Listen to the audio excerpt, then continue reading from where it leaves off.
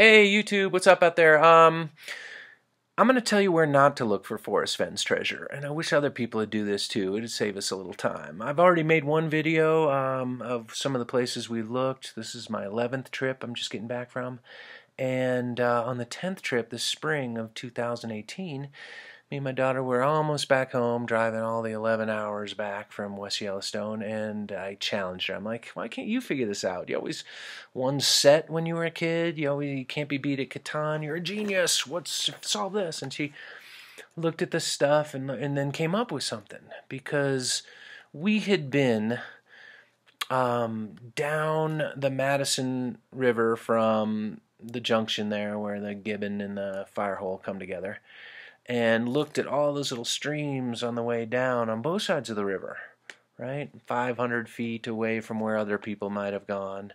And there was one thing that was interesting. We pulled over at the very last pullout before the 7-mile bridge on the way out to the west entrance, or exit, as it were. And we saw that there was a trailhead that said Nice. It starts with a G, but I think it's Nice Creek. Genesee, whatever it is, and it was an arrow pointing up a trail that went up the mountain. And on the way down, Sadie's like, "Wait a minute, no paddle up your creek up high. We got to hike up that trail without a boat to get to the right creek, right?" So we were like wanted to turn around and drive 11 hours back north, but we didn't. We just did that now. So early October 2018, me and my daughter went looking there. I had to put a few maps together here, but here's West Yellowstone. Okay, here's that weird junction. Wait, no, here's the entrance to the park, right? And the canyon kind of ends right around here. This is where the canyon is ever drawing nigh, and the whole park, actually.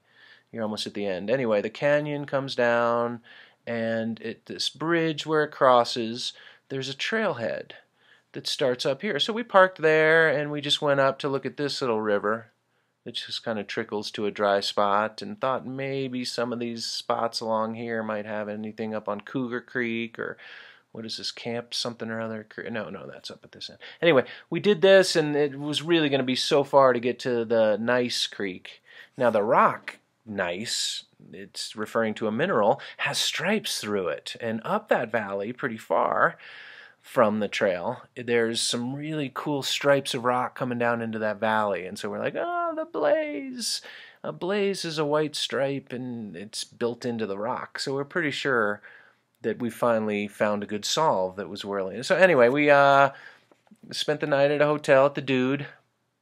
And then the next time, we didn't go from this lower, it's sort of a loop. It goes from one end to another. We went up this road, past, the arms of the lake there, and just past where these squiggles start, going north towards Bozeman, there's a parking lot there for the trailhead that you can get to the trail from this side, okay? And it's a lot closer to where we had to go. And so instead of hiking the 14 miles to get up here, which an old man could never do twice in an afternoon, we parked here at a graveyard. Right, no place for the meek, right? Yeah, we're thinking the same thing.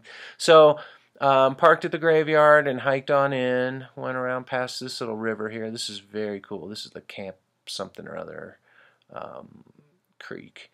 And but we hiked on past and came around here till we got to Nice Creek, and looked everywhere within 500 feet of where the river crosses this, went up the valley a little ways, saw some buffalo. I mean, it was beautiful. It's a long hike, though, and then after we kind of realized that it's just too darn far for Forrest to have hiked twice in a day, because it's 4 miles in and then 4 miles of 4.5, so you're really going, 8.5, 9 miles in one jaunt from the cemetery to that creek and then back out. So too far to go for 2 days. We did not find a blaze there. We didn't go deep up into this creek, but we just figured other hikers had been within 500 feet of it, and so we really concentrated our efforts around the trail there. Anyway, this is someplace you don't need to look, even though it made sense for our solve. Save yourself the effort. We've been there. Didn't see nothing. Oh, we did see one big tree had fallen down. And it had all these blazes, since it snows a lot there. They put these tags on trees so that you can see the trail even if it's covered in snow, so you cross country ski it or what have you. We found one downed tree that was hollowed out, and had some old blazes of metal, both bright orange and white, pinned to the tree. So we started digging in the trunk where it had all this fur. Like, it was some loose grasses and like a nest for some sort of rodent might have packed it in there. But we were digging that out and poking in it up the trunk of the bottom of the tree and hit a blaze itself. There was a metal 8-inch square blaze way in the tree that was buried in there. So we just figure it was a chipmunk who put it in there, but it was weird. That's all we really found. Didn't find any antlers this time.